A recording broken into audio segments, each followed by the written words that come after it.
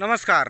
हमारे देश के प्रधानमंत्री श्री नरेंद्र दामोदर दास मोदी जी, आपसे एक सवाल है कि जिस परिवार की आमदनी दोगुनी हो जाए तो उस परिवार का जो व्यक्ति साइकिल से यात्रा करता है, क्या उसको मोटरसाइकिल से यात्रा करनी चाहिए या पैदल यात्रा करनी चाहिए?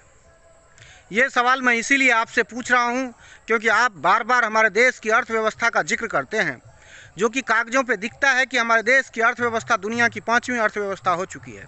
और आप बार बार उदाहरण देते हैं कि हमारे देश की अर्थव्यवस्था कभी 10 और 11 नंबर पर झूलती थी, डोलती थी। ठीक है, हम मानते हैं कि हमारे देश की अर्थव्यवस्था 11 और 12 नंबर पर डोलती थी, और आप कह रहे हैं कि हमने 5वीं अर्थव्यवस्था बना दिया है और आने वाले समय में ये अर्थव्यवस्था तीसरी बना देंगे। हम आपसे पूछना चाहते हैं कि हमारे देश की जो अर्थव्यवस्था 5वीं और तीसरी हो जाएगी, इससे आम लोगों के जीवन में क्या फ़र्क पड़ेगा? मैं आपसे पूछना चाहता हूं कि जब 10 और 11 नंबर की हमारे देश की अर्थव्यवस्था थी, उस समय पेट्रोल 41 रुपये लीटर था, और आज के समय में जब हमारे देश की अर्थव्यवस्था 5वीं है तो 100 के पार है, और पता नहीं तीसरी होगी तो 150 के पार हो जाएगी। यही आम लोगों के लिए फ़ायदा होगा।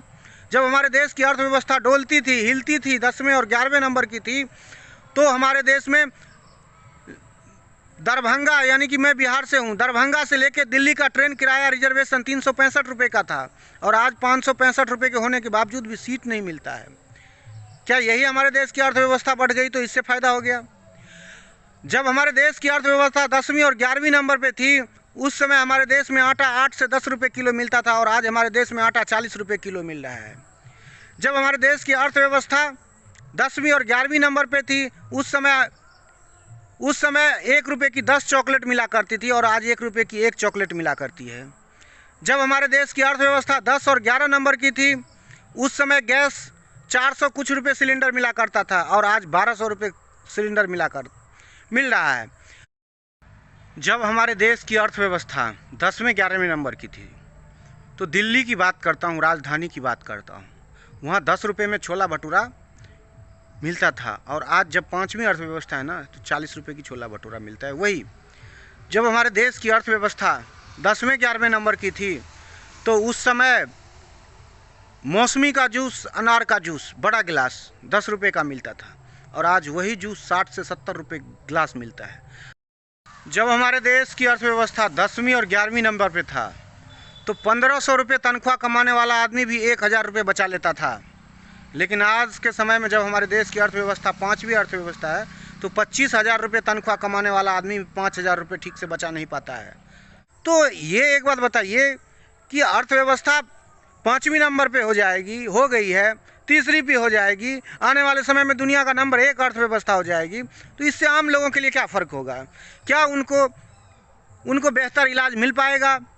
उनको बेहतर शिक्षा मिल पाएगी? उनको बेहतर सुरक्षा मिल पाएगी? नहीं, ये कभी नहीं मिल सकती है। आप कहते हैं कि हमारे देश की अर्थव्यवस्था बहुत बड़ी हो गई है। साहब, फेंकिए इतना मत। फेंकते फेंकते ऐसा ना हो कि एक दिन सच्चाई भी, आपकी सच्ची बात को भी लोग विश्वास करना भूल जाएं। समझ गए ना साहब? इसीलिए आपसे निवेदन है, फेंकिए उतना ही जितना लोगों को शोभा लगे, जितना लोग सुन सके उतना ही फेंकिए। बताइए ना, आम लोगों के लिए क्या फ़र्क हुआ है? आम लोगों की ज़िंदगी में अर्थव्यवस्था बढ़ गई, यानी देश में पैसा बढ़ गया, तो क्या फ़ायदा है? यही आम लोग चीख चीख करके आपसे पूछना चाह रहा है। लेकिन नहीं, आप इसका जवाब नहीं दे सकते हैं, क्योंकि जानते हैं इस सवाल का जवाब देने के लिए 56 इंच का सीना नहीं, 56 इंच का सीना नहीं, सीने में दम होना चाहिए।